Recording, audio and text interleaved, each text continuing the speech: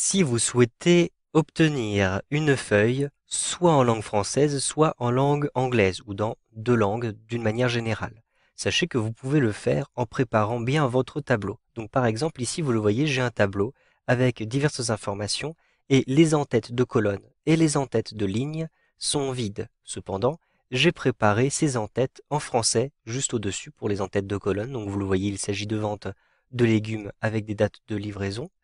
Et je vais avoir la version en anglais, par exemple, juste au-dessus, vous le voyez ici. Ce sont des lignes qui sont destinées par la suite à être masquées. Je souhaite effectivement avoir ces informations directement à l'intérieur des en-têtes de couleur verte.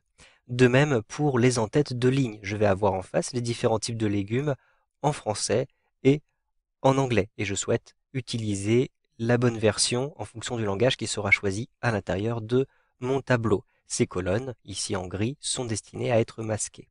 Je vais donc avoir besoin d'un premier outil, il s'agit de la liste de validation. Je vais créer ici une liste de validation. Donc simplement, je sélectionne ici ma cellule. Ensuite, je vais choisir ici validation des données. Puis, à l'intérieur ici de votre liste, donc par défaut vous aurez tout, je vous conseille de sélectionner ici liste. Ensuite, vous allez rentrer les différents éléments. Donc, soit français, ici je rentre français, soit, alors je rentre français tout simplement avec le clavier, puis un point virgule, et juste derrière, je vais indiquer donc English, je vais le mettre en anglais. Donc ce seront là les deux éléments de ma liste, français ou English.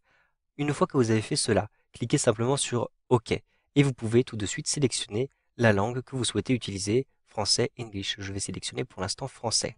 Pour l'instant, il n'y a pas de résultat, il n'y a pas de différence dans l'affichage de mon tableau. Je vais créer les formules qui me permettront de renvoyer les bons éléments. Donc ici, je vais rentrer par exemple pour cette colonne prix ou cost, je vais rentrer la formule si, donc égale si. Ensuite, j'ouvre ma parenthèse. En effet, je vais devoir faire un test logique. Le test logique consiste à vérifier si ici en D3, j'ai bien français qui est affiché. Donc je sélectionne D3 et je rajoute ici égal. Et entre guillemets, il faut bien des guillemets pour préciser que c'est du texte, je vais rentrer français tout simplement. Je ferme les guillemets. Ensuite, je vais rajouter un point virgule. Donc si D3 contient le terme français, cela signifie que je vais avoir mon tableau en français et que donc ici prix doit être affiché en français. Donc je sélectionne E2. Ensuite, je vais rajouter un point virgule et si le test logique n'est pas vérifié, c'est que je n'ai pas français donc j'ai anglais, je vais donc afficher le terme anglais se trouve ici en E1.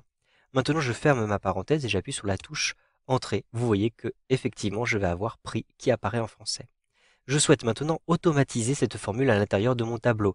Comme ça, je vais obtenir à chaque fois les éléments qui se trouvent ici en regard juste au-dessus. Cependant, je ne souhaite pas avoir de décalage lors de mon automatisation de la référence D3, puisque la référence D3 se trouve juste ici en D3 et ne se trouve pas ici à côté. Donc je vais simplement bloquer ces différentes références. Donc je bloque ici la référence de colonne, tout simplement en ajoutant un dollar à cet endroit-ci. J'appuie sur la touche Entrée.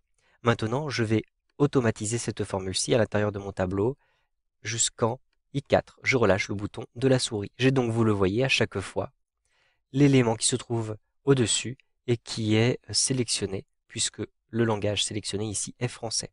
Je souhaite maintenant faire la même chose pour mes en-têtes de ligne. Donc je vais rentrer ici, égal si, et puis j'indique quel est le test logique. Donc si D3 est égal à, et entre guillemets, français, donc je rentre français comme ceci, avec le clavier, je ferme les guillemets. Alors, point virgule, je vais utiliser le terme pomme de terre. Ensuite, point virgule, si ce n'est pas le cas, je vais utiliser le terme potatoes. Ensuite, je ferme la parenthèse et je prépare ma formule à être automatisée. Donc ici, je vais bloquer les lignes puisque l'automatisation sera cette fois-ci verticale. Ensuite, j'appuie sur la touche Entrée et vous le voyez, je vais pouvoir maintenant automatiser ma formule. Je vais d'ailleurs agrandir cette colonne-ci pour que nous puissions bien voir le contenu. Maintenant, je vais automatiser la formule ici jusqu'en D10, je relâche le bouton de la souris. Et donc vous le voyez, je vais effectivement avoir à chaque fois le nom des légumes. Je souhaite maintenant masquer les différentes colonnes et lignes inutiles que je ne souhaite pas afficher. Je vais simplement ici sélectionner A et B et avec un clic droit, je vais choisir ici masquer. Ensuite, je vais masquer ici les colonnes, les lignes, pardon, 1 et 2. Avec un clic droit, je choisis masquer.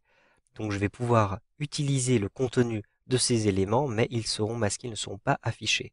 Maintenant, je vais choisir ici un autre langage. Donc en cliquant sur la liste, je choisis d'afficher ce tableau en anglais d'un simple clic. Et donc vous le voyez, la traduction est faite automatiquement à l'intérieur de votre tableau.